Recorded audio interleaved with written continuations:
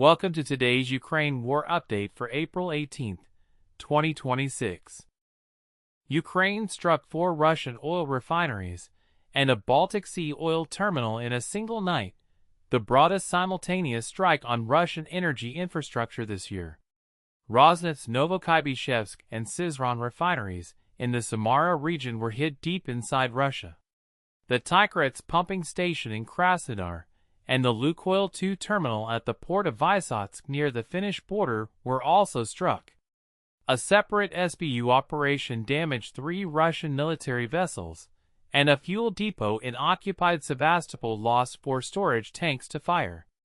Tuapse, shut down yesterday, remains offline. The combined effect is a single-night disruption that analysts estimate costs the Russian war economy on the order of $100 million a day. Another 1,000-plus personnel and over 2,000 drones eliminated. Cumulative drone losses now exceed 245,000, the war's single fastest-growing loss category. Russia launched 219 drones overnight. Ukrainian air defenses down 190, an 87% interception rate.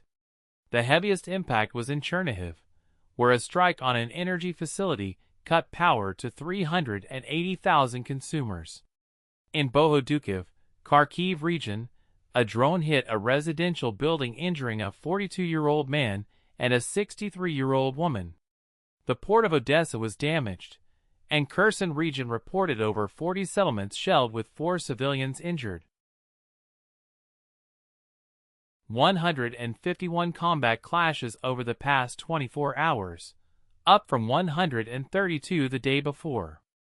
Pokrovsk and Koshchentinivka remain the heaviest sectors, with Yuliapol also active.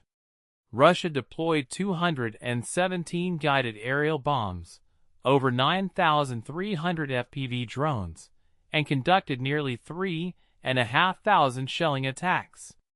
No confirmed territorial changes. The tempo is back up. Yesterday's dip did not hold. Ground pressure continues, while the rear area air defense picture deteriorates for Russia. The overnight campaign hit 5 separate Russian fuel and export nodes across a 4,000-kilometer arc. Novokuybyshevsk processes roughly 8.8 million tons of crude a year for Rosneft.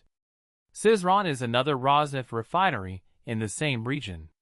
The Tikhoretsk pumping station feeds crude into the Caspian Pipeline Consortium export system. The Lukoil 2 terminal at Vysotsk is one of Russia's key Baltic petroleum export points. And in Sevastopol, a fuel depot lost 4 tanks to a fire that burned into the morning.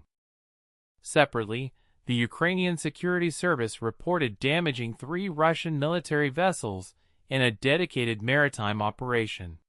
Russia claimed its air defenses intercepted 258 Ukrainian drones overnight, the highest single-night interception claim this year. Whether accurate or inflated, the numbers reflect the scale of pressure. Every ruble of lost export revenue is a ruble not spent on the front line. The Pentagon has quietly told NATO allies that United States military aid alone will no longer be sufficient to sustain Ukraine at the current tempo, a clear signal of burden shifting toward Europe. The message, delivered at multiple allied capitals this week, reframes what Washington expects from coalition partners going forward.